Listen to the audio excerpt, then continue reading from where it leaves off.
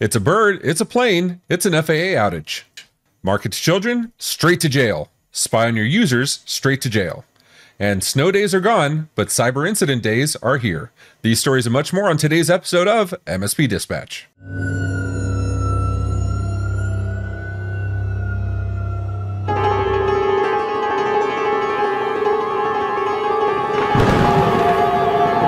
Today's episode of MSP Dispatch is brought to you by CyberDrains Capture the Flag, a CTF oriented at system administrators and engineers instead of cybersecurity experts. This event is designed to test the skills of everyone in the MSP space so that they can show off what they can do. Beginning February 14th, 2023 with no cost to enter, anyone anywhere in the world is welcome to join, up to 1,000 players. And to get an idea of the amazing prizes up for grabs, take a look at last year's awards, including a Streamer Starter Pack, a PS5, a Nintendo Switch, and thousands of dollars in Amazon gift cards, plus more. Be sure to visit ctf.cyberdrain.com to register today. Good morning and welcome to the January Friday the 13th episode of MSP Dispatch, your source for news, community events, and commentary in the MSP channel. I'm Ray Orsini, joined as always by my co-host, Mr. Tony Francisco. How you doing, Tony? Excellent, brother. Friday the 13th. Didn't even think about it until you just said it. Thank you very much. And the spooky music didn't help me, but yeah. Got to watch a scary movie tonight or something. I know. What is it? House on Haunted Hill is always one of my favorite. Vincent Price. Yeah, I mean, he's the master, right? Let me ask you, Vincent Price or Alfred Hitchcock? I'm literally good with either.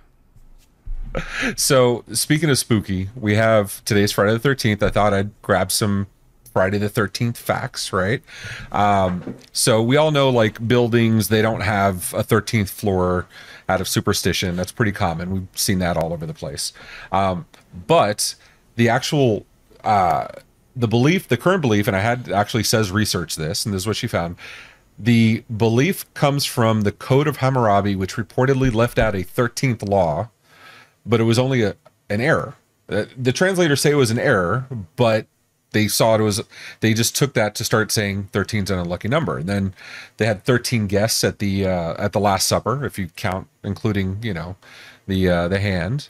And then whatchamacallit? And then this was an interesting one I hadn't seen before. For a month to have Friday the 13th, it has to start on a Sunday. So get out of here. Interesting. Yeah, I'm like you. I wait till like the day of. I'm like, oh, it's Friday the 13th. That's cool. Like, now I can be like, oh, the month starts on Sunday. I can, yeah, okay, thanks. No. Unlike you, from the that's peanut already gallery. evaporated. That's already evaporated. Like, I've already forgotten that. Like, by next week, I mean, I'll be like, what? What do we talk about? Oh, no, it'll be completely gone. No, and if our MSP audience is like, the peanut gallery in our green room, I'm getting from Matt Fox, that's math. Yes, I know 1 + 13. I know that.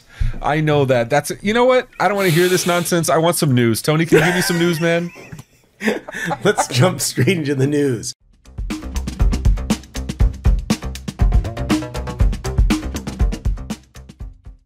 My first story out of the gate, and it's kind of a Friday the 13th scary one. Straight from Politico.com, flight delays in the U.S. after the FAA outage had a 90-minute delay. This Wednesday, a computer outage at the FAA brought flights to a standstill across the U.S., with delays quickly cascading throughout systems at airports nationwide. Again, just before 7 a.m. Eastern Standard Time, there were nearly 1,200 delays within, into, or out of the United States. The FAA is working to restore what's known as its Notice to Air mission systems. Before commencing a flight, pilots are required to consult NOTAMs, which lists potential adverse impacts on flights from runway construction to the potential for icing. The system used to be telephone-based, with pilots calling dedicated flight service stations for the information, but is now moved online. Quote, "We're performing final validation checks and reloading the system now," the FAA said. Operations across national airspace systems are affected. Ray, let's just talk about this really quick. Did I read correctly in that they're restoring their system to go back to telephone calls for the pilots, to call directly? Our old school practices, the way of the future. I mean, wasn't this exactly what like Southwest had for the last several weeks, right? But is it that there's so many questions? Like, are the two related? Are we seeing a national Southwest component? This is like FAA related versus the airline. Is there a national hack campaign? Is old school the best way to go? Should MSPs be involved at a local level? Should all pilots just have one of those phones that just say, listen, I'm screw your system, I'm just calling you local? Talk to me. Yeah, I mean, and it wasn't part of this story, but actually Canada has their own version of NOTAM. I'm not going to try to pronounce it. You already struggled enough with that. I'm gonna avoid that pothole. But Canada has their own version of NOTAM that also had an outage on Thursday. Now it was short, and nobody knows if it was related to the FAA one, the US one, but it did happen. And, you know, one of the takeaways from the FAA one was I saw that they had tried to restore it from backup, but the backups were bad, which makes me wonder, were they not testing backups? You know, not for nothing, but like all the bad that's said about MSPs, I guarantee you an MSP would not have let that happen. Like, that's what I'm saying. Should MSPs be involved at the local level? Because we are having problems at a national level where they are resorting to, hey guys, you still got your cell phone? Our system is down. I mean, hey, our office phones are down. Can you use your cell phone? That's essentially what's happening. And we're talking. Yeah, but if your office phone is down, you have to use a cell phone. You don't have to reschedule your flight for 2 days or 3 days. Okay, so let me take this back. Many know that I used to work at the Miami Police Department for 10 years. 10 years and 1 day. That's what I had to do to retire. And I supervised. Yeah, and you count down to that 1 day. Trust me. So you know, I'm sitting there and whatchamacallit. So I was overseeing the 911 center, City of Miami. And we absolutely had backup systems where you would go to cards. We had an incident where Miami-Dade County had a lightning strike and we had to field all their calls and dispatch. So, you know, their backup systems are in place. That you can give government. They have backup systems for backup systems for backup systems. That they weren't testing their backups, whatever. But, you know, I at least got to give them credit. As horrible as going to the phone sounds, if we're saying this ancient technology failed or had some issue, you have to imagine the backup strategy is also equally ancient, right? Nobody upgrades their backup strategy without upgrading the main system first. So I don't know. MSPs tell us, you know what?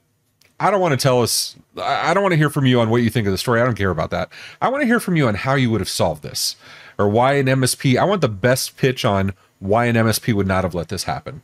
I love that. You know, okay, and you know what? You know what? It would be really cool is if they sent like just videos on. Can they do videos or just emails? Maybe TikTok. Can they send a TikTok? Ooh, TikToks. I got something for that.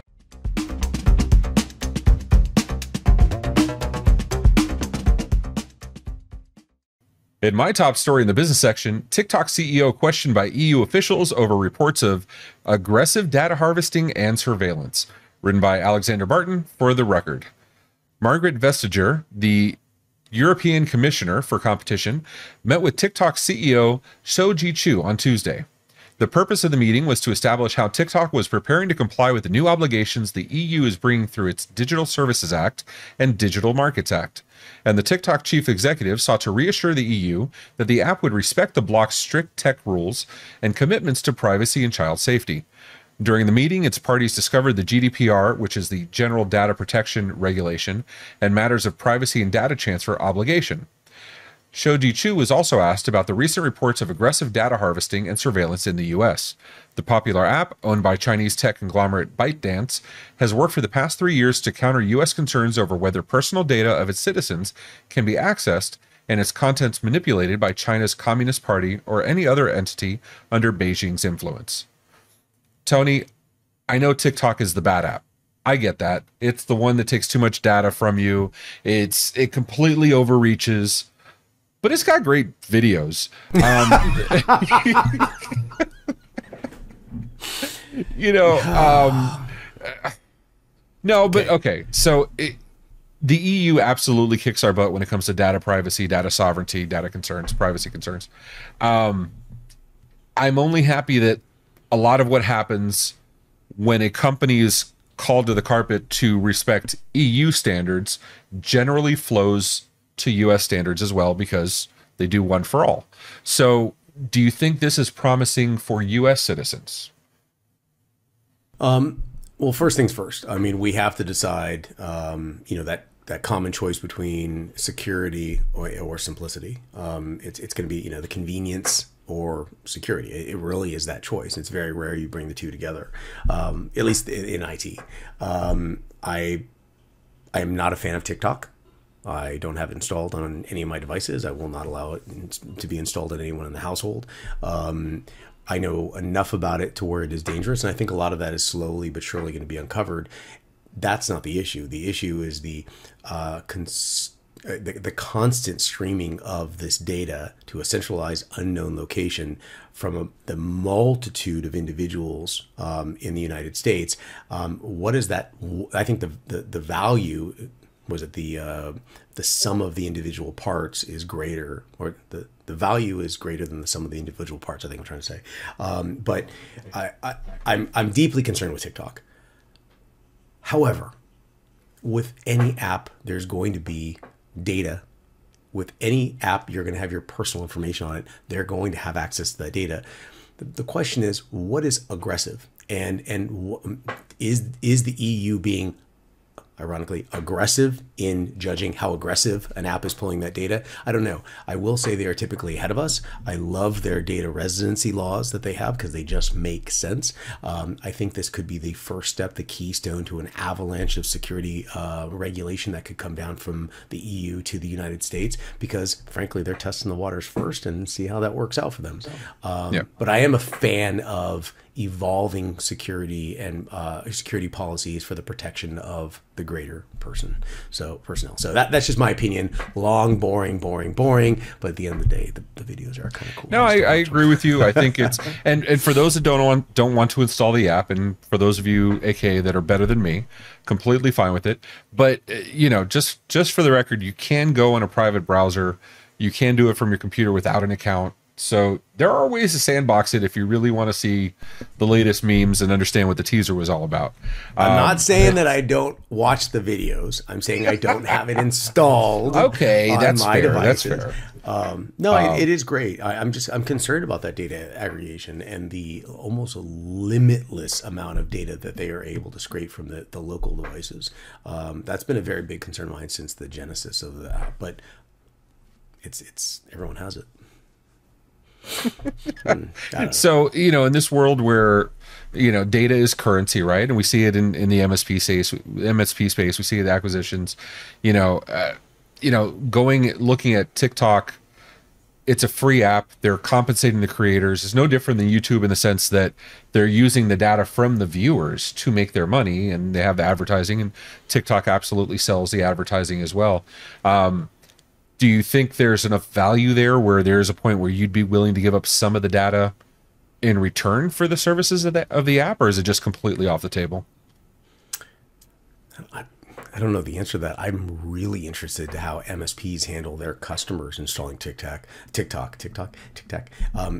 the customers, how do they manage those security policies on a personal device where the personal device has simultaneous access to the corporation's ADP payroll system, to maybe their VPN system, and in theory, based on your operating system, you're unable to cut an SSL session. That's iOS flaw, by the way.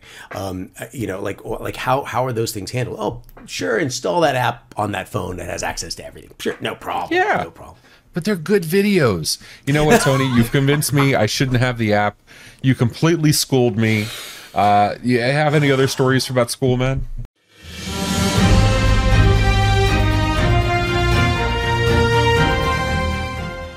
School. What is going on at school? In fact, there is something happening at school. My next story from darkreading.com: a cyber attack cancels classes for Des Moines Public Schools.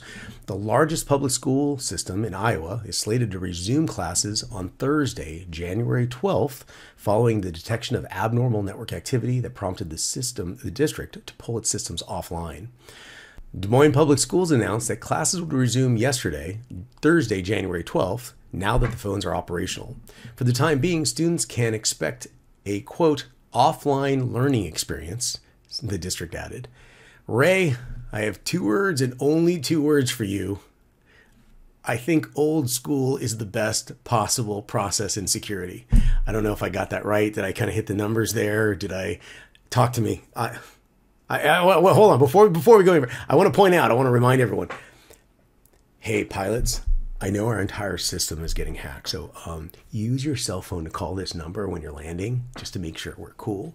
And hey, entire largest school district in Iowa, our system was good. We're gonna have what we call an offline experience. Is that okay? An offline. It's like I like Target. that. Yes. That sounds like something you pay for at a spa, right? Yes, that's what I'm saying. That's why my 9-year-old doesn't charge his cell phone. He has an offline experience. So I also have 2 words. My 2 words are thank you. This story actually comes courtesy of Isaac Good on Discord. So thank you very much, Isaac, for proposing this. Isaac, thanks for starting the fight. We're just angry now. Like old school is just it. As long as nobody's streaking, we're good, right? My boy Blue. All right. So no, seriously speaking. So this is strange to me because we just talked about the FAA, NOTAM, and backup procedures and calling in, and they had backup procedures. And I said the words, no government agency ever doesn't have a backup of a backup of backup. And then within a matter of 10 minutes, you're making me eat my words because their go-to for Iowa is, yeah, we're going to close school. And I wonder where this comes from, because I'm looking at New York. If you remember in New York in September of last year, they announced no more snow days. They said with remote work from home or remote school, there's no reason to have snow days. In Florida, I've never had a snow day, so I don't care. But, you know, they had a backup plan for when things go south. I can't imagine, even with school systems offline, there's no reason kids can't go to school and still be educated. I mean, there's still books in play. I don't understand what it was that's sufficient to take the school down, to cancel Here's school. what You know I'm what I mean? understanding. So they have snow days or no snow days because what's that? They've seen snow before. So I'm just going to throw it out there that maybe they prepared for something because they've seen it before. It's almost as though, and I may be off base here, I may be a little obtuse. It's almost as though a hack has never been seen before. Have you ever seen anyone being hacked before? Like, have you ever seen where maybe the backup just doesn't work? I don't know. Maybe that's a new thing. I've never heard of that before. You know what I would love to see? I'd love to see. I'm all More about sarcasm. Yeah, exactly. I like to see a day where there's more sarcasm now. You know, and I say it jokingly because in Florida it rains every 30 seconds, and Florida drivers still act like we don't know how to drive in the rain, which is absolutely mind-boggling. I'm talking to you if you put hazards on while you're driving in the rain. The clear liquid. Oh no. Oh no. So, yeah, get Rain-X, people. Anyway, so no, my thing is I'm all about accountability, and there's opportunities at every turn. How about recording or documenting what they were doing that brought them to this point, and at what they're doing to improve it, and then use that as a lesson for the students that are going to be managing the infrastructures in the decades to come, and say, hey, because we had these opportunities for improvement here, these things were left undone, or whatever happened, we're now being forced to do this, and this is the actual real life practical impact of not having these things in place, and these are the things you're going to have to deal with 20 years down the line when you're in the workforce. I love it. I'm not an educator, but I think it would be a phenomenal education moment. Who do you think you are? Now you're just being rational. Who do you think you? How dare you? How dare you? I got to make up for my complete self-sabotage of the previous story. No, and you know what? So let's bring it back to MSPs. I sit on, and I know you do the same thing, I sit on advisory councils for high schools and colleges, helping them with their technical programs. Tony, I know you do the same. I want to know from MSPs, are you guys doing apprenticeship programs? Are you taking this kind of news where you can go to the students and say, even if it's in Iowa and you're in Florida or Missouri or wherever else, go into your students that you're advising on and say, this is a real life thing. This is how we can prevent it. These are the life lessons. I don't know. I think it'd be good. Let us know in the comments. Let us know in email. Let us know on Discord, please. Thank you for the cool story, by the way. Yeah, absolutely. Thanks, Isaac. Why do you say we get some notables, Tony? Let's do it.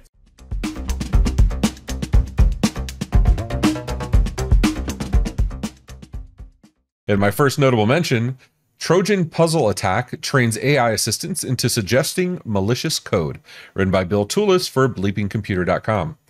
AI coding assistants feature static detection and signature-based dataset cleansing models that can identify harmful programming to prevent them from learning and reproducing it.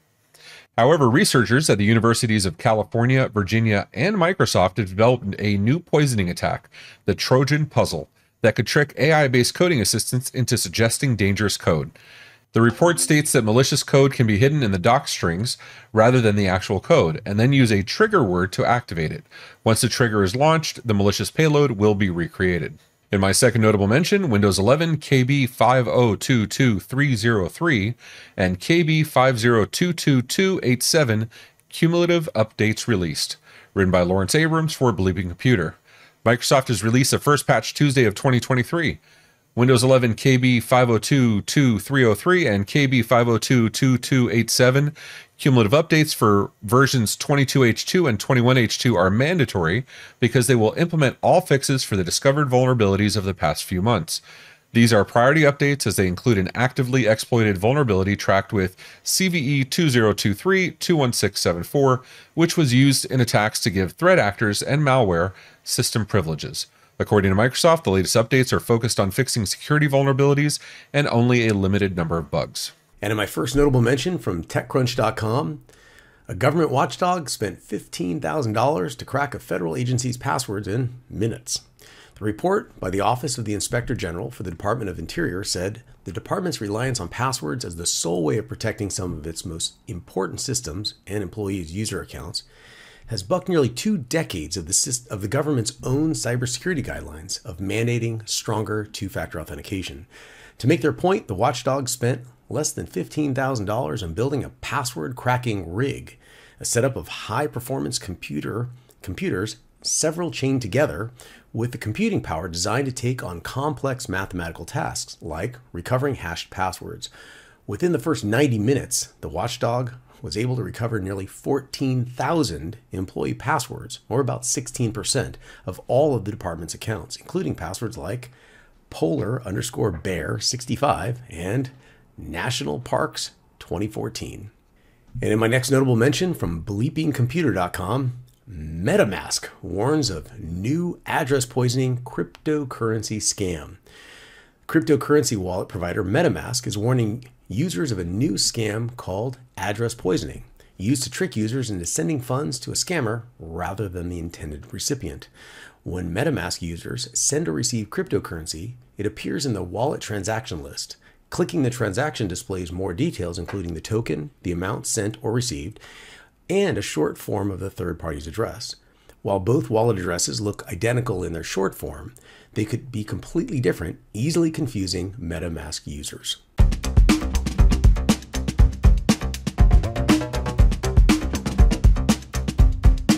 And jumping into the calendar, get ready to learn and grow with these upcoming community events. January 17th to the 19th, an in-person event, 7-figure MSP sales and marketing live in Phoenix, Arizona. On January 18th, an in-person event, Next Gen MSP Local in Tampa, Florida. Also on January 18th at 12 p.m. Eastern Standard Time, Build It Better. MSP discussion presented by Everything MSP. And here's what we have coming up in the MSP Media Network. Tuesdays and Fridays at 10 a.m. Eastern Standard Time, the MSP Dispatch presented by the MSP Media Network. On January 19th at 6:30 p.m. Eastern Standard Time, the Tech Bar Podcast, episode number 50 with Tim Golden. And finally, on January 25th at 1 p.m. Eastern Standard Time, Partner First, how to implement a cybersecurity policy process.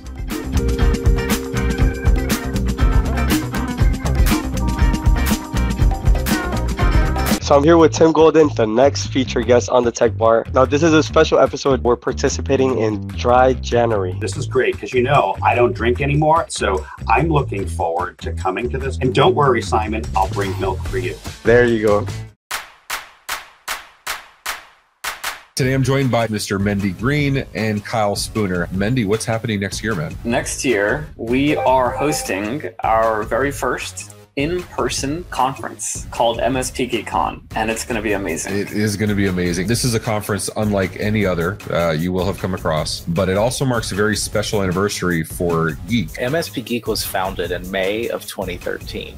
So during this conference in May of 2023, it will be our 10th anniversary. MSP GeekCon is the first that it's focused entirely on the tech, but also the tech's evolution over time. It's going to be a conference where we have specifically focused it around learning for the technician in this case. We are doing it around a journey, specifically the journey of a technician going from tier 1 to tier 3.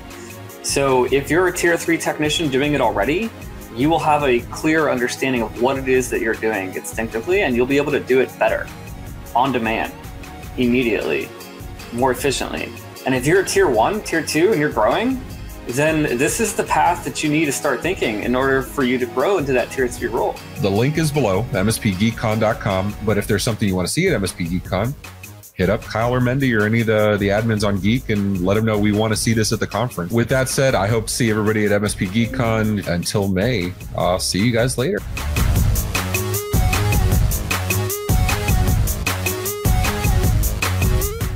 Woo! So how'd you like today's show? And our bloopers. If you liked it, hit that thumbs up button. If you didn't, go ahead and hit it 3 times. And if you want to hear more, go ahead and hit that subscribe button on YouTube or your favorite podcatcher. Did you know we also have a Discord where we get stories like our story from Isaac Good talking about Iowa school system?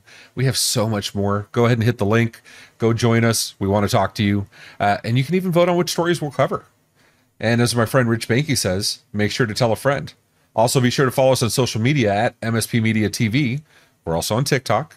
And have any questions? Email news@mspmedia.tv for answers on the next episode, or leave us a voicemail, 833-MSP-Network. Tony, we lived, we laughed, we blooped. So much blooping. So we much blooped blooping. so damn hard. I mean, Friday the 13th, everyone. we are the hardest working blooping. I'm trying Blooping not machines. to. I was going to go a bad direction. All right, blippity blappity bloop. Let's wrap this up. That's production. Everyone, Friday the 13th. Be safe today. Have an amazing weekend. And wait till next week. We have awesome stuff happening. Take care of yourselves and each other, people. Be all safe.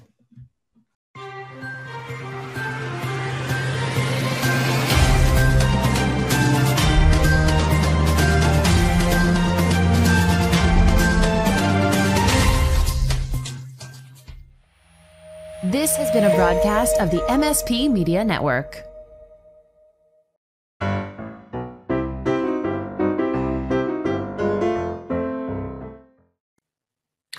All right, let me do my intro real quick.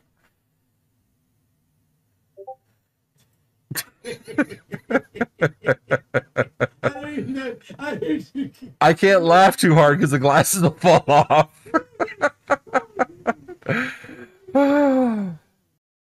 I completely, here we go. I'll just do the, this Wednesday. This Wednesday, a computer outage at the Farfednugan.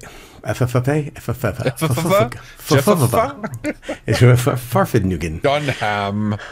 Okay, we started early and right, here we go. It's Friday the 13th. We're gonna say it's just bad, bad juju. It's Friday the 13th. Okay. Pilots are required to consult NOTAM, that's Notice to Air Mission Systems, or which is the FAA. Come on, Friday the 13th. The FAA. Okay, I'm coming in. Hold on, here we go. So in my, I knew I wasn't going to get past it.